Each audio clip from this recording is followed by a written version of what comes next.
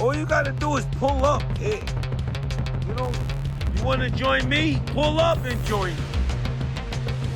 You know what I'm saying? Pull right up here and you can join me. I'm on live. Yeah, talk that shit. Yeah. We're here, baby. Pull up. Know what's up? 211, never here. Know what's up, y'all? You know what I mean? We're here, baby. J1 pulling up. He went home. You know, after the gym, he want to go get fleet.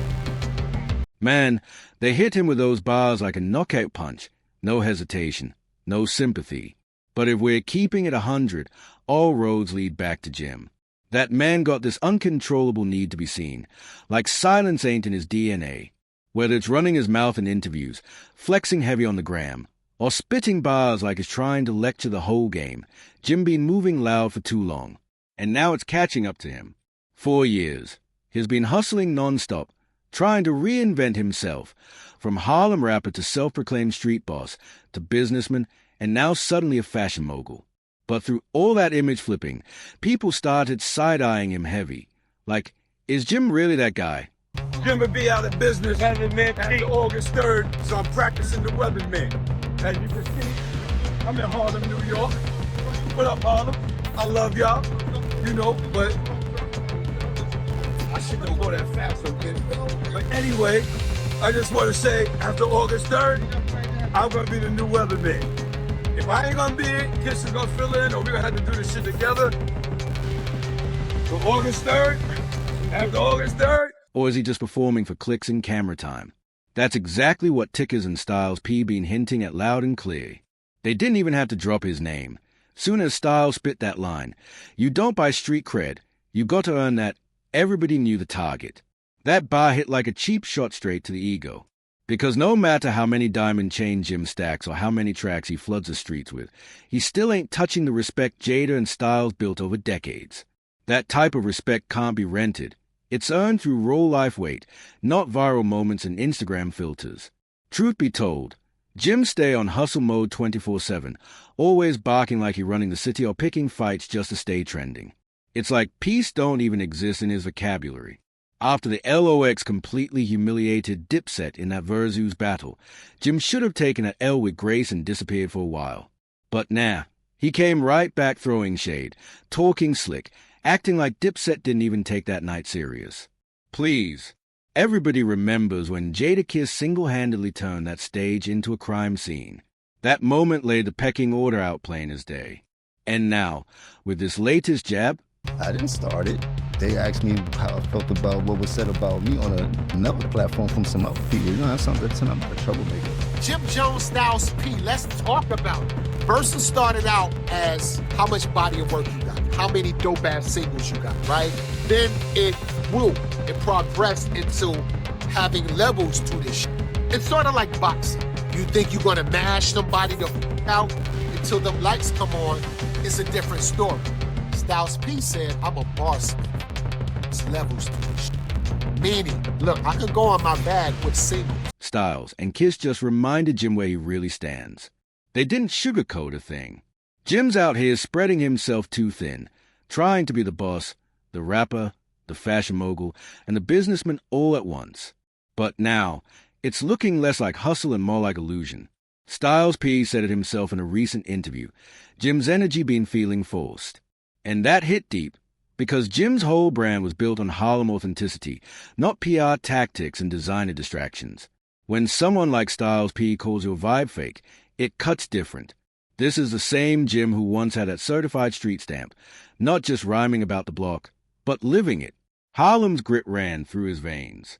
But somewhere along the line, the rawness turned into runway moments. That real street hunger got swapped for influencer aesthetics, luxury fits, foreign cars, and photo ops instead of pressure and product. And best believe, people peeped the switch. Jada and Styles didn't come at him from a place of hate. This ain't petty beef, it's principle. They've always represented that real, bars, loyalty, and longevity. No gimmicks, no cloud chasing, just straight skill. So when they see Jim jumping on every hot trend, inserting himself into every viral moment instead of locking in with the music, of course they're gonna call it out. Because the LOX are the blueprint. They don't chase relevance, they define it. Meanwhile, Jim's out here turning his grind into a circus act, chasing the algorithm instead of the crown. That's why the OG's looking at him sideways now, because the streets can always tell who's solid and who's just styled. And what really set this fire off again? Jim walking into podcast studios like he's the self-proclaimed king of New York rap, talking slick, ranking himself over certified legends, and that's where the respect line snapped. It rubbed a lot of people the wrong way, because truth be told, nobody handed him that crown. He just decided to wear it. At first, Jada stayed quiet, and that silence said everything. Then out of nowhere, boom, he dropped a slick clapback that sent the whole internet spinning. Jim always out here preaching that I'm elite gospel like he already reached the mountaintop. But here's the thing. Jim Jones. Yeah. Yeah, he's been in a few fights. Have you won any? I believe so. Oh, really? Which one? They say he beat up. Baby mama or something like that? Nah, he beat up dude at the restaurant. For the cook? Let's see. I don't even think he's from Harlem, tell you the truth. You don't think he's from Harlem? Nope. I think he's just, they never talk about him being in Harlem. I think he's from North Bronx or something. You know, he claims a blood gang out there. Britney Spears claims. You can't crown yourself off your own hype. That kind of title comes with stripes, with classic hits, with real love from the pavement. And when Jada slid in with that numbers don't lie jab, that was the cleanest MIC drop in years. The whole Versus night still lives rent-free in everybody's head. And Jim? He still ain't recovered from that hell. Then Styles P came through and drove the nail even deeper. He said it straight up, if you got to dim somebody else's light just to make yours shine, that's weak energy. Real kings don't throw shade to rise up. They build legacies that speak for themselves. So how's Jim calling himself royalty when he's busy taking shots at the ones already sitting on the throne? That one line flipped the whole convo. Suddenly it wasn't just about beef, it was about authenticity. Respect. Legacy. The stuff money, followers, and fashion posts can't buy. Yeah, Jim got the drip. Yeah, he got the hustle. But when it comes to Jada and Styles, they bring something Jim can't imitate: credibility. I think Jim was trolling. So I don't have much to say about it because I don't believe that Jim Jones believes that he's a better rapper than Nas, Pusha T, and Styles P. Yeah. I think he's an icon in terms of the fashion shit. Yeah, but we got to stop the train somewhere. Nas is a good place to stop that. Nas is a great place to stop that train for anybody. Yeah. When you start naming specific people, I'm not mad at that. It feels weird to me. Also, he doesn't have more Billboard entries than Nas. That's the other thing. Those two never had to scream, I'm the king of New York, every other week. The culture crowned them years ago, and it was earned, not manufactured. Meanwhile, Jim out here still chasing likes and clout, one flashy post at a time. And let's not pretend this smoke came out of nowhere. This tension been simmering for years, way before that Versus massacre. They've been trading slick freestyles, shady lines, and side-eye tweets for a minute. Folks used to call it rap politics, but now, the whole pot done boiled over. And the LOX, they've been watching. On one of their IG lives, Styles P straight up said it. Some rappers perform more for Instagram than for their own block. And everybody knew exactly who he meant. Jim's whole vibe been looking more like a billboard lately. Loud, shiny, and empty. Meanwhile, Jada stays cool, never breaks character. He said it simple. We don't compete with gimmicks. We compete with bars. That's a different kind of pressure. While Jim's busy flexing Louis bags and chasing hashtags, the LOX still dropping verses that hit like freight trains. The contrast? Crazy. Fans picking sides, energy shifting heavy. Jim's got talent, no doubt. But when every move feels like promo, the music stops feeling real. Especially when you're standing next to legends who live what they rap. And let's be honest, this ain't about who's hot right now. It's about legacy. The LOX aging like fine wine, smooth, strong, and only getting more respected. Meanwhile, Jim's legacy looking a little shaky. What makes it messier? Jim's still playing it off like it's jokes and friendly competition. But the way Jada and Styles been talking? Nah, this ain't no play fight. There's a line between sparring and disrespect, and Jim crossed it when he kept throwing slick shade after that Versus loss. Then had the nerve to act like Jada and Styles just hating causes winning. But winning what, exactly? Jada sitting on platinum plaques, timeless hits, and streets that still chant his name. Styles still got the hood behind him heavy, dropping real verses, running juice bars, and teaching game like a vet. That's real winning. Meanwhile, Jim out here racing for clout clicks. And the LOX, they peeped all of it. Even fans noticing the switch-up, how Jim went from gritty Harlem soldier to brand ambassador mode. His day one Dipset loyalist saying he drifted too far from the dirt that built him. Authenticity is a real currency in hip-hop, and Jada and Styles never lost theirs. They move quiet but powerful. No barking, just biting when it counts. Every time Jim tries to downplay their legacy, he ends up dimming his own. That's why their words cut deep. They're not hating, they're just saying what the streets already feel. And here's the kicker. Jim keeps trying to rewrite that Versus L like Dipset didn't get smoked on live TV. In interviews, he playing it off like they were just goofing around. But come on, nobody's buying that. We all remember Jada turning into a monster that night.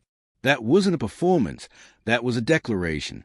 A reminder of who really runs the MIC, the crowd and the culture. The LOX showed up locked in, while Dipset looked like they just hopped off a party bus. Now Jim trying to spin it like it was just one night, but this ain't about that. This is about longevity.